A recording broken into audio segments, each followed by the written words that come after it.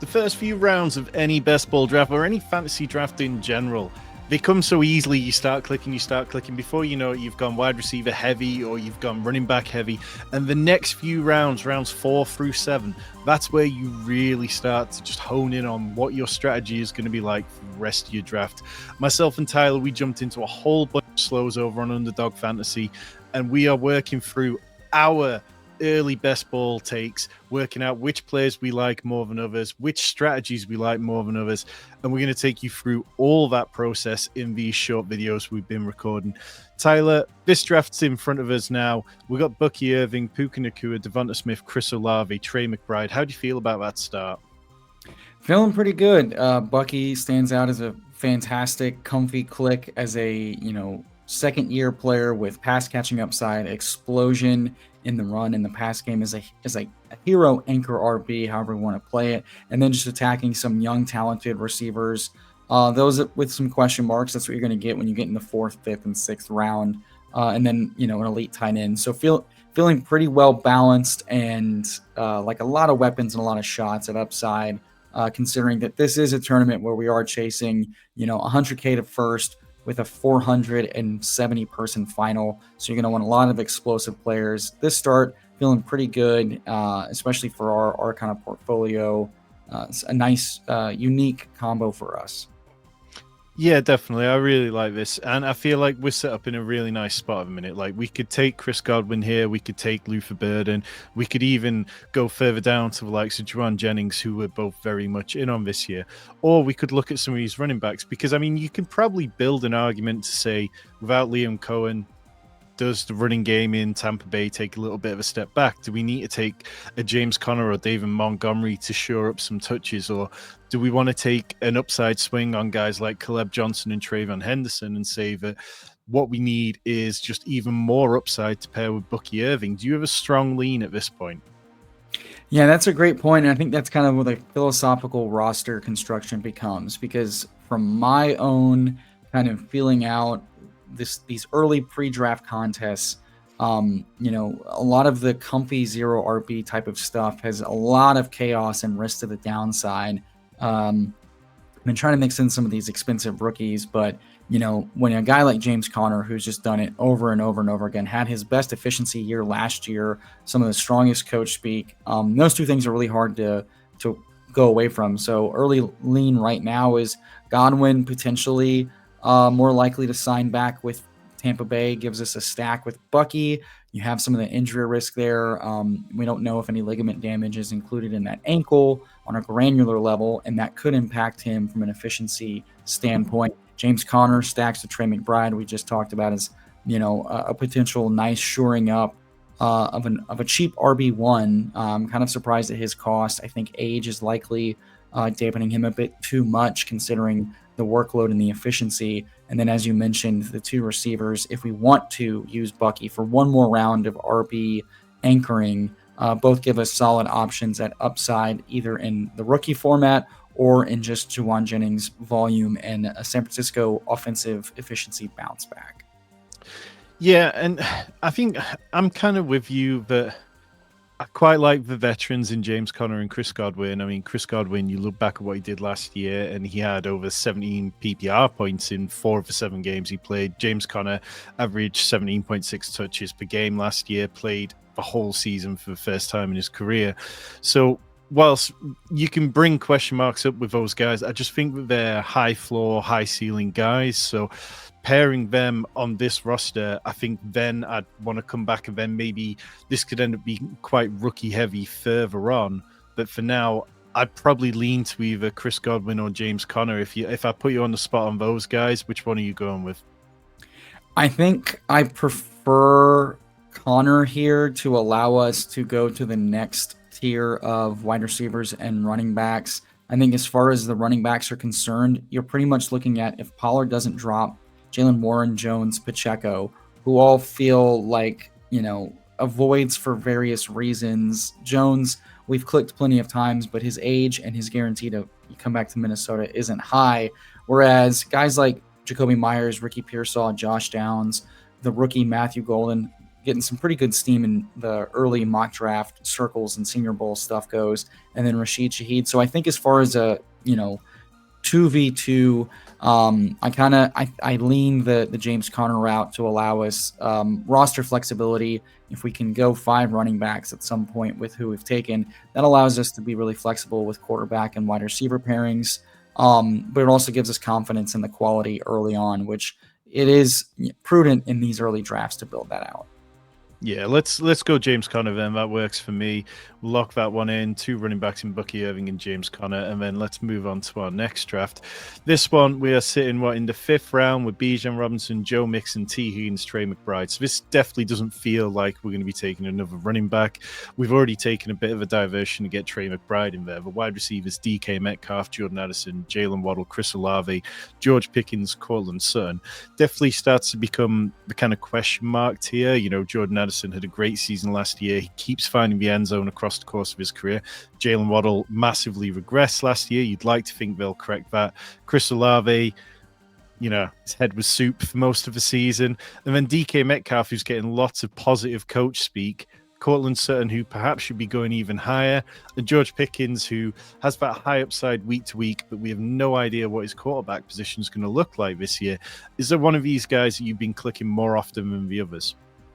DK Metcalf is a guy I've probably clicked more than I should from a diversity standpoint. But as you mentioned, we know that DK Metcalf is talented. We know this offense can be pretty efficient in the pass game with Geno Smith under quarterback whenever their offensive line and their scheme is clicking. 2 things that have not been consistent the last few years.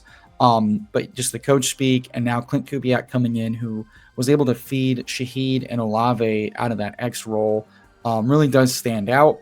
And then, then it becomes the question mark of, do you take the year 2 or the guy that popped in year 2 with Addison, but still has potential suspension looming just as strongly as Rashee Rice might have. Olave, probably going to beat his ADP, but now there's question marks about what the quarterback situation is going to be with the steam coming out that Carr may not be a lock for the roster, with Kellen Moore kind of being pretty non-committal, the GM saying he's going to go along with what the head coach wants, and that post-G1 cut alleviating them of $30 million in cap. So now it becomes Rattler plus who for Olave and Shaheed. So that's one concern outside of the concussion risk that you're taking. George Pickens feels like the least comfy click here, considering this team is the same coaching staff that had no problem benching him or taking him off the field for antics during and before the games. And so Sutton and Metcalf tend to be the guys I take in a pinch for touchdown and just projectable consistency. And then Addison's probably the guy that stands out as someone that seems like with KOC, you put trust in the talent, you put trust in the offense, and a guy that has a knack for the end zone. Those are kind of my leans and fades in this range. Yeah, I'm kind of with you on a lot of it. There's not a lot I disagree with there. I think we have been clicking DK Metcalf quite a bit. I still like him quite a lot in this build. I think you pair him with T. Higgins and you're looking at 2 guys who are fringe wide receiver ones. If there's an injury to somebody else on the team, they can be those kind of wide receiver 1 upside. Chris Olave is a wide receiver 1 potentially, but it's been so difficult with him. So I think my lean is probably to go DK Metcalf because we're looking at a second wide receiver. I think if we had 2 wide receivers already, it probably would be Jordan Addison on this team, but I'd prefer to go Metcalf. Are you good with that? I'm good with that because at least for our batches of slows, we don't have a lot of Mixon and Metcalf. So this is somewhat unique from our pairings. And again, DK does give us a guy who has had 3 touchdown upside. And in best ball, you're really just looking for elite single game ceiling in and of itself. We know we're going to hammer volume. So DK feels like a fantastic wide receiver 2 shot there, at least for single game upside. Cool. Let's move on to the next one. We have got a whole bunch of these cooking here. If you haven't already, hit the like and hit the subscribe button because we will keep bringing you these all off season, as well as Rich's Dynasty content is all over the channel right now, and you should be checking it out. Moving on to this one, we're towards the back end of the 5th round. We've got Lamar Jackson, Chase Brown, Malik Neighbors, and Drake London. Top of the board, George Kittle, Alvin Kamara, Kenneth Walker, Sam Laporta, Jerry Jeudy, Chris Godwin. So it feels like a little bit of a pool of running backs at this point. We both like Kenneth Walker. I was telling you earlier on that I'm a little bit worried that like Alvin Kamara could go all kind of like Saquon Barkley under Kellen Moore in some regards, but you made plenty of great points about his efficiency and how much he's tailed off over the last couple of back ends of seasons. Do you have any interest in Kamara here, or would you prefer to look at one of the other positions or one of the other running backs after him? I really don't mind George Kittle a little bit after ADP. We kind of mentioned that one of the ways we think we can build out a solid pre-draft portfolio is more balanced builds early on. I think that taking Kittle here allows us a lot of flexibility as far as roster construction.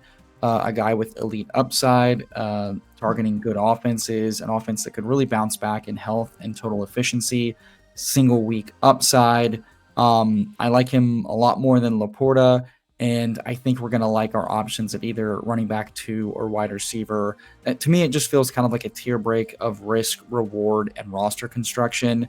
There's this chance that Kamara, Walker fall and we get both guys. That's fantastic. Seeing at the turn here, both teams have 2 running backs. So we could potentially force the issue and take the elite tight end option and allow us to get a little bit greedy and hog heaven with our potential top pairings of either guy. And then as far as wide receiver goes, I still think, that the tier is pretty flat. Jerry Jeudy feels kind of like a fragile projection. We know it's going to be a new quarterback. We just don't know if it's going to be a rookie or not. It would make sense for them to continue to add to that wide receiver room with Elijah Moore leaving. Godwin, the question marks and pros we've listed for him. So Kittle here to me feels like the lean, just as far as that goes. How big's the gap between Sam Laporta and George Kittle for you? I think Kittle's proven to be a guy who's just a different level of a talent, considering target earning and just yak efficiency, even as he's, kind of gotten a little bit older and dealt with it. Personally, I feel like getting him in the late 5th really does stand out. We saw Laporta kind of come down the stretch as the Lions offense were just forced to score at an ungodly rate to, make up for having a defense that couldn't stop anything. J-Mo is still there. Gibbs is still there, becoming a stronger target earner. We've seen Kittle operate as the main focal point of the offense more than not. I think there's a pretty big tier break for me as far as Laporta goes. I wasn't taking a whole lot of him early on last year. I wanted him in builds as combos and building out Lions things, but to me, he just feels like a tight end that has a set role in a really good offense, but he himself isn't anything too special as far as kind of later on tight ends. I view Laporta in a similar range of like guys like Hawkinson and Andrews, but with potential worse single season touchdown upside. It's very realistic in my mind that his rookie season might be his strongest one, just given how everything broke for him. Yeah, I don't think I've got quite as much of a gap between them as yourself. I think like when you look at what Sam Laporta did when he kind of returned from injury last year, well, being banged up from early to mid-November onwards, he actually had more games over 50 yards than George Kittle did for the rest of the season, but George Kittle had more games over 80 yards. So Sam Laporta was quite often sitting in that 50 to 70 range. He found the end zone much more over the back end of the season, finished with 7 touchdowns after scoring 10 in his rookie season.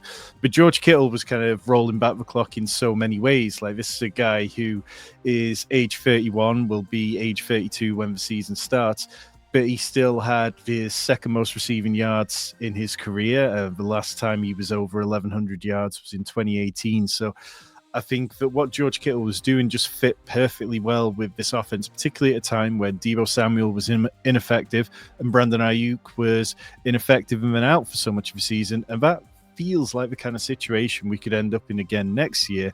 So I'm happy to break the tie towards George Kittle. I just don't want to end up below average on Sam Laporta when we finish draft season. Well, that's a great point, and something that, as far as portfolios go, we want to be mindful of to make sure that we don't want to be too low on players we're not trying to be low on. So let's move on to the next one then. On our next one, we are sitting in the back end of the fourth round so far. We've got Saquon Barkley, T. Higgins, Garrett Wilson, several guys who we really like. Jalen Hurts is sitting there at the top of the queue. We've got Joe Burrow a bit further down. So, we could take an unconventional stack with Jalen Hurts and Saquon Barkley, which I don't dislike, because when you kind of scroll through the box scores last year, there was plenty of weeks where Saquon Barkley didn't find the end zone, and those were the weeks where Jalen Hurts was racking up 2 cheek sneaks. And I think, you can basically say maybe we don't get the mammoth scores in weeks where they both get off, but can we ping pong back and forth and still get those big scores and get that kind of high level of touchdown scoring? Is that interesting to you, or would you prefer to play it for a more conventional start with Joe Burrow, or go a different way here? No, I love everything you said, because at the end of the day, I want a team stack, and I want a team stack potential, top 50, talents and scorers, and try to capture those big weeks. We've seen the Philly offense be able to score at will. They're going to have an OC change, but it seems like the focal point is going to be Jalen Hurts and Saquon Barkley. Those guys score a lot. We saw Saquon have a little bit more of a receiving upside than, I as a fader definitely thought going into last year. So they can definitely stack a lot with just, touchdown explosions. We're getting Hurts a little bit after ADP, and Goddard sits in a very, very cheap range still. One of the few tight ends to fall 10 to 20 picks regularly in some of these early drafts. So as far as, an unconventional double stack, and then, like you said, just capturing all of the touchdown equity in an offense is really appealing for both full season advancement, but also playoff, ping ponging.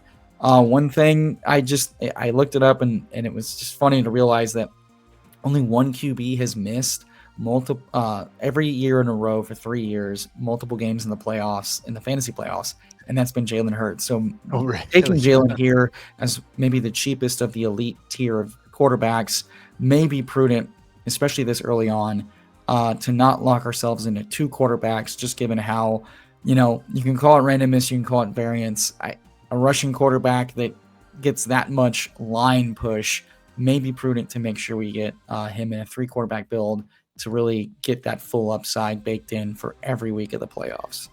Yeah, and these big little board drafts, they are 20 rounds. That's the advantage of doing these early. We get those extra 2 rounds on Underdog.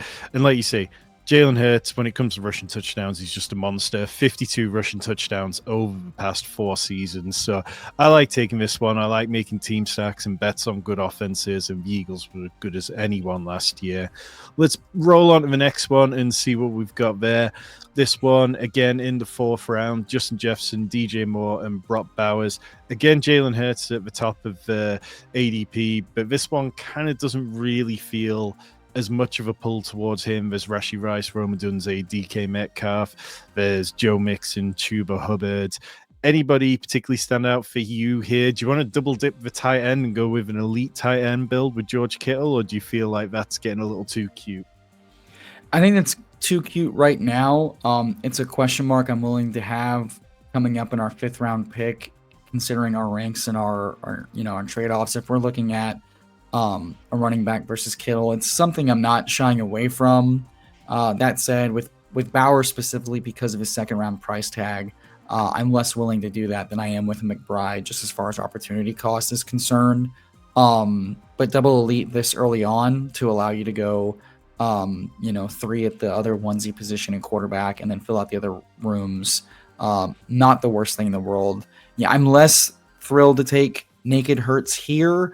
Joe Mixon or one of the receivers kind of is my lean. Rome stands out as a stack partner. That said, not my favorite target in these, considering the price, a little bit too much market upside toward the JSN post Waldron pattern matching, but he does stack with our team bet.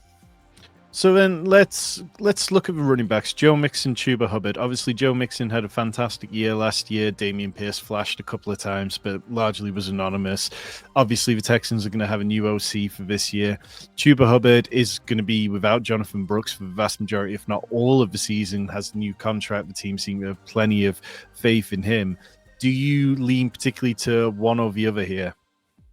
It's pretty strongly to Mixon, and the market would agree. Chuba has been slowly falling, and he's the only running back available in the 5th round after ADP, like 8 out of 10 times, versus Mixon, who I've seen fall to that range in my drafts through this process once. I think that Mixon's coach speak and workhorse role has been stronger in multiple years in his history. His pedigree is higher. Those things matter. The coach speak with the OC coming in was once again strong run focused game. They extended him last year when they didn't need to, so his contract situation for at least this single year, not from a dynasty perspective, is still strong.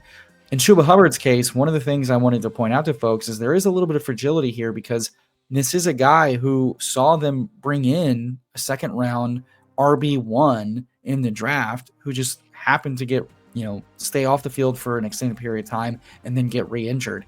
This team under, Canales has said they want to run the ball and they want to be a strong run game. And it's a deep running back class for the rookies. So they have every reason to do exactly what they did last year and go after another second or third round, really talented running back who can mix in. Specifically, we saw on pass downs, which is, where a lot of the fantasy value comes from. So as far as fragility, I do think Mixon stands out both in a different tier as far as risk is concerned and as far as upside in the offense. This is still an offense under Stroud and Ryans, who we've seen have a higher single game ceiling and season long. And I want to not throw out the baby with the bathwater under just a really poor Bobby Slowick year 2 performance where the offense and the offensive line really, really struggled. It seems to be the main focus. So I do think that Joe Mixon stands out in a tier of his own above Chuba Hubbard as far as the running backs in this range are concerned. Yeah, I'm with you. And in half PPR as well, they scored a similar amount of touchdowns last year. Mixon had 11 rushing touchdowns, Chuba had 10. But I just have a little bit more faith that Chuba Hubbard, with that offense, they're going to take a step forward. And it's easier for me to see that, possibly because we saw it 2 years ago with the Texans. Whereas the Panthers, I think the step forward they take, it won't be as significant this year. And I think if Panthers improve some, it's probably going to be the passing game, moving things away from Chuba Hubbard. Whereas the Texans, their injuries are so much that I feel like Joe Mixon has to have a big role for at least a decent part of the year. And maybe we compare him with some rookies to balance out later on in the season. But yeah, I'd be very comfortable with Joe Mixon there. Yeah, he's still a guy that was the RB1 over multiple weeks last year before getting hip drop, high ankle sprain, and then got another high ankle sprain partway through the season. So not only was he battling a poor offensive line that was seeing CJ Stroud get pressured nonstop, he was also battling through injuries. So good context there to remember that he does have a ceiling that can rival even Saquon Barkley for stretches. Yep. Next one, we are in the back end of the 4th. We've got 2 picks on the double tap here.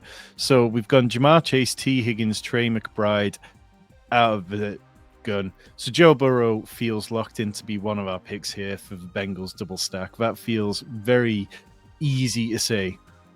The running backs in this range, it would be a bit of a reach to bring somebody up. Are we staying pure 0 RB here and taking one of these wide receivers?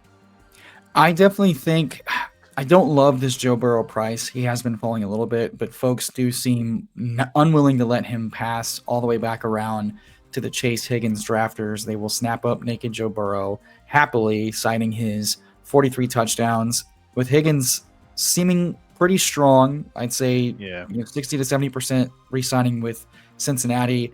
I do think, as far as our portfolio is concerned, I think a double stack Joe Burrow, even at a cost I don't love, makes sense. And at that point, I do want to kind of keep attacking the wide receiver room because T. Higgins hasn't exactly been the modicum of health, and he's not guaranteed to re-sign.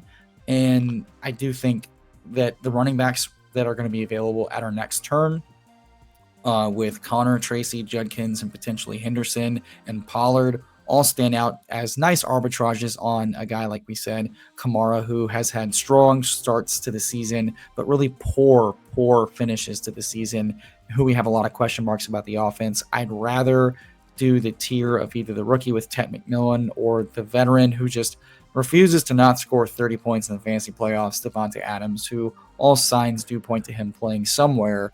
The question mark simply remains where.